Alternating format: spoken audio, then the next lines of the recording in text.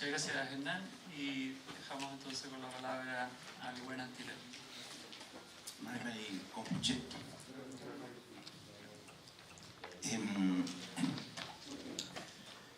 Secuelas de la dictadura en la actualidad, justicia transicional. Comparto la opinión de los expositores anteriores en orden a señalar de que en el caso mapuche es posible afirmar de que no ha habido justicia transicional en los últimos 25 años, desde iniciada la transición. Por distintos aspectos se señalaba en la introducción de que se entendía por justicia transicional un conjunto de mecanismos y procesos de una sociedad que, habiendo recibido el legado de graves y masivos atropellos a los derechos humanos, buscaba establecer la verdad, los responsables de haber cometido estos atropellos y graves violaciones, hacer justicia y lograr la reconciliación.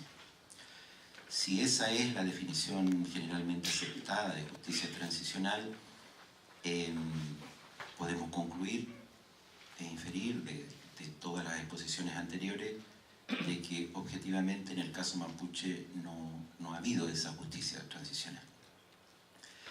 Ahora, eso no significa de que no hayan avances, no significa eso.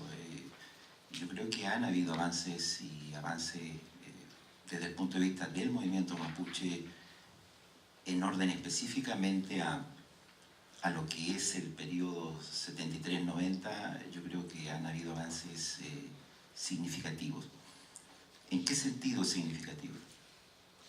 Que efectivamente se ha hecho una crítica respecto de cierto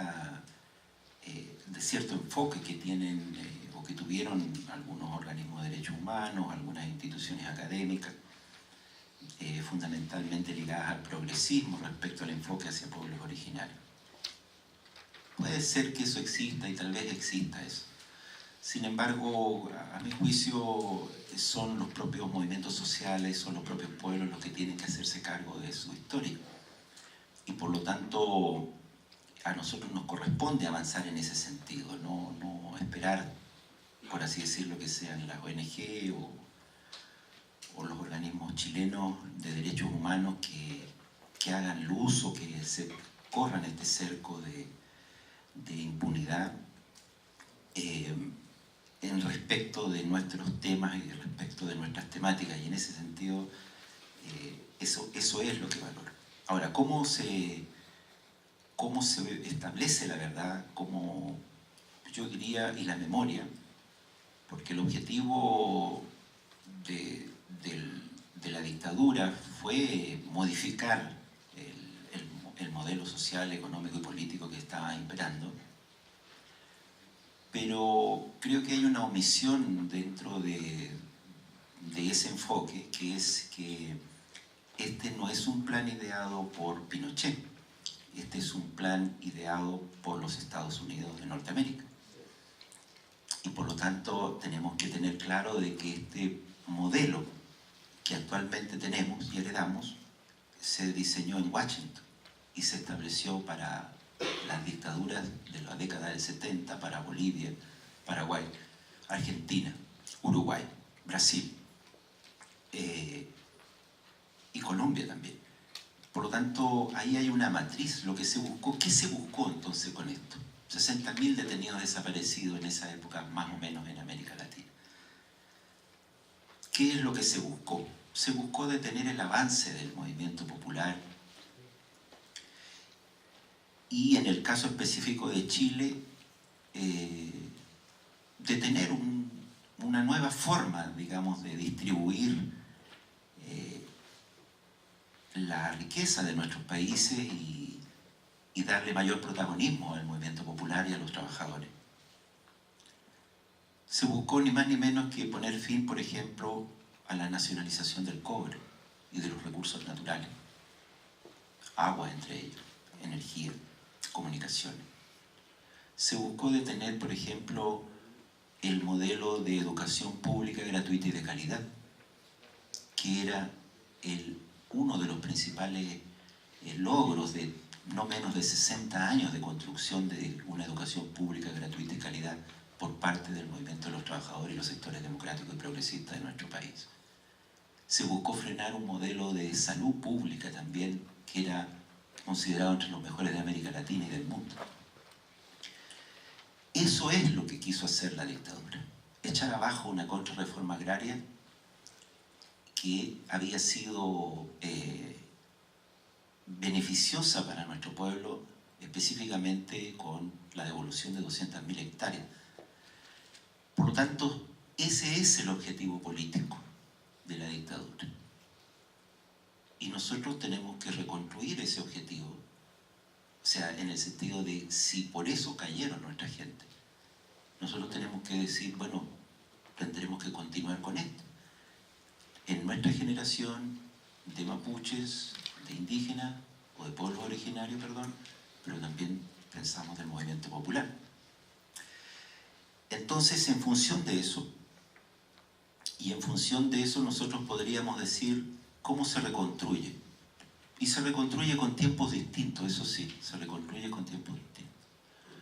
Estando en el año 97, 98 en Puerto Choque, Ranquilhue, Cuyinco, Chanicura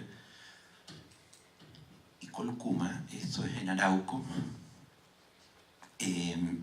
los hermanos y los dirigentes y los locos planteaban como la memoria local cuando habían hecho nuevamente recuperación de tierra en dictadura, 84, 85, 86. La forma, quiénes eran los dirigentes, cómo habían sido encarcelados, cómo habían sido torturados en dictadura. Y ellos decían porque queríamos recuperar lo que se nos había devuelto en el proceso de reforma agraria con el presidente Salvador Allende, porque la dictadura se los había quitado. Había financiado mediante el decreto 701 las plantaciones forestales y estaban en marcha, por así decirlo, estas grandes plantaciones. Estando después en Lumaco, en Coyhaique, la comunidad de Coyhaique, hablaba con otros dirigentes y los padres nos decían, nosotros estábamos en el Fondo de Estados Unidos, que se había hecho un plan de reforma agraria y se habían hecho devolución a unos asentamientos campesinos e indígenas.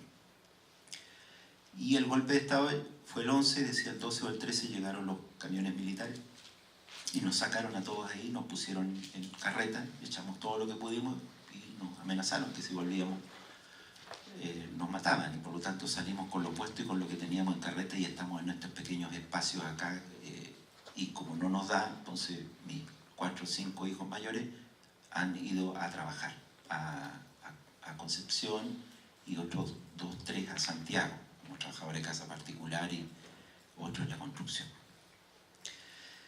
Entonces, esta reconstrucción de memoria que se fue haciendo de a poco, en un momento dado efectivamente producto de las promesas no cumplidas, o más bien de una lógica de hacer justicia en la medida de lo posible, como se denominó en su momento, generó las condiciones como para, por así decirlo, no confiar en la institucionalidad, porque no habían grandes avances en esas materias. Estando en una recuperación de tierras, se producía en primer lugar un cerco de guardias forestales y posterior a ese cerco de carabineros, de fuerzas especiales. Entonces pasaba que como eran caros los celulares y no había recursos, se quedaba a veces sin pila la radio y no había radio, pues no había luz. Entonces tuvimos como 4 o 5 días así, y cuando salimos de esa zona, nos llamaba la atención de que en la noche cuando fuimos a tomar el bus en un pueblo pequeñito, la gente miraba el televisor del restaurante y llegamos al último pedazo de la noticia y había gente manifestándose por la detención de Pinochet en Londres. Nosotros no sabíamos que había sido detenido hacía 4 días. Y en función de eso, los piquetes de solidaridad en Londres, en en Europa y que buscaban la condena y el juzgamiento del dictador, nos solicitaron entregar y allegar antecedentes respecto de este periodo. Es así como un grupo de personas, dentro de los que se contaba Mónica Pilquil, Néstor Catilao y Yanela García, más yo que estaba a cargo de ese, se elaboró un informe para ser presentado en Londres respecto de este periodo 73-90 y le llamamos genocidio silencioso del pueblo mapuche responsable Pinochet. Esto se entregó en la embajada acá de Inglaterra y también a los comités que lo entregaron en ese momento en la Cámara de Lores en Londres como antecedentes para que él se sometiese a la justicia española y fuera extraditado a España.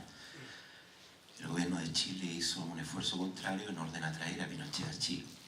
Entonces, no se presentó en su momento porque básicamente nosotros pensábamos que Pinochet, volviendo a Chile, o sea, no se presentó en tribunales porque pensábamos que no iba a ser juzgado en Chile. Lamentablemente así ocurrió. Eso no significa de que ahora no se puede hacer. Y en función de eso, efectivamente, yo diría de que en el tema de reparación y memoria han habido ciertos avances. O sea, el hecho de que hayan 39 centros de memoria en este momento en Chile, producto del esfuerzo de las agrupaciones de derechos humanos, de los familiares, abogados entre eso, doña Fabiola Letelier, es tremendamente relevante que se haya hecho un museo como este también. Hay que hacer más, evidentemente que hay que hacer más. Y en ese sentido, yo creo de que hay que abordar las cosas ahora, no, o sea, desde el movimiento social, pero también ¿por qué no?, desde la institucionalidad. Yo creo que ahora hay mejores condiciones para eso. El movimiento mapuche tiene muchas más personas capacitadas también, y por lo tanto es posible abordarlo ahora de otra manera. Entonces, desde lo social y desde lo institucional, me parece que sí, me parece que hay mucho que podemos hacer. Hay mejores condiciones, hay experiencias. En el trayecto hemos ido conociendo el Observatorio de Derechos Humanos, distintos actores que dan una capacidad mayor. En ese sentido, por ejemplo, como Plataforma Política Mapuche, decidimos en un encuentro programático de hace 1 o 2 meses generar una comisión para en un plazo de 1 año, presentar formalmente una querella criminal por el delito de genocidio acá en contra del pueblo mapuche, acaecido entre el periodo 73-90, como un antecedente primero para hacernos parte de los juicios en contra de aquellos que resultan responsables por la desaparición de nuestros hermanos, y posteriormente también como antecedentes históricos, económicos y de otra índole, para también perseguir las responsabilidades civiles de aquellos que se vieron beneficiados por este periodo, y por lo tanto tenemos 1 año para hacerlo. Junto con eso, entonces, hemos establecido contacto con un equipo de abogados y organizaciones indígenas de Argentina que están también en ese mismo plan. Ese equipo lo monitorea el abogado Fernando Kosowski. Es un equipo de 15 juristas y como 10 o 15 dirigentes de distintos pueblos indígenas que ellos también quieren presentar en un plazo de 1 año una demanda similar en la República Argentina, en los tribunales argentinos, a objeto de fundamentar también sus legítimas reivindicaciones respecto del tema de restitución territorial, específicamente eso. Es probable que incluso lo presentemos en conjunto, dado que ustedes saben, nosotros tenemos conciencia de ser un pueblo separado por una frontera, pero que somos parte de un mismo pueblo. Así como la pacificación en su momento estuvo en 2 ámbitos, en 2 países, tal vez en la búsqueda de la justicia sea bueno comenzarla también a dialogarla y concretizar redes e iniciativas en ambos países. Eso en el ámbito institucional. Hay que ver también el tema de la Corte Interamericana de Derechos Humanos, porque también puede arrojar desde la Corte Interamericana de Derechos Humanos y desde la Corte Penal Internacional luces respecto de apoyar demandas o reivindicaciones judiciales de nuestro pueblo en contra del Estado de Chile y de aquellos de sus agentes que resulten responsables de estas graves violaciones a nuestros derechos. Eso en el ámbito institucional, nacional e internacional.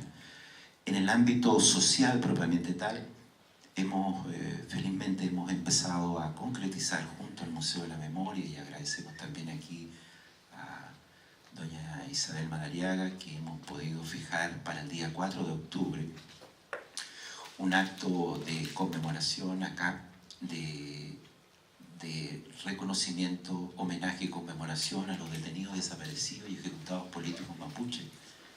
El día 4, el acto artístico cultural que lo vamos a hacer, porque pensamos que desde el movimiento y en el ámbito de la arte, de la cultura, en los movimientos sociales, los niños, etc., tenemos que nosotros reivindicar la memoria de nuestros detenidos, desaparecidos y de nuestros ejecutados políticos mapuche para continuar con su legado de mejoras para nuestro pueblo y para el país en su conjunto. Eso es en cuanto a lo que pensamos nosotros hacer, y también pensamos otra cosa: no tenemos la capacidad solos, y por lo tanto lo más probable es que nos articulemos con distintos otros colectivos, mapuche en primer lugar, después de otros pueblos, para ir creando precisamente mejores condiciones para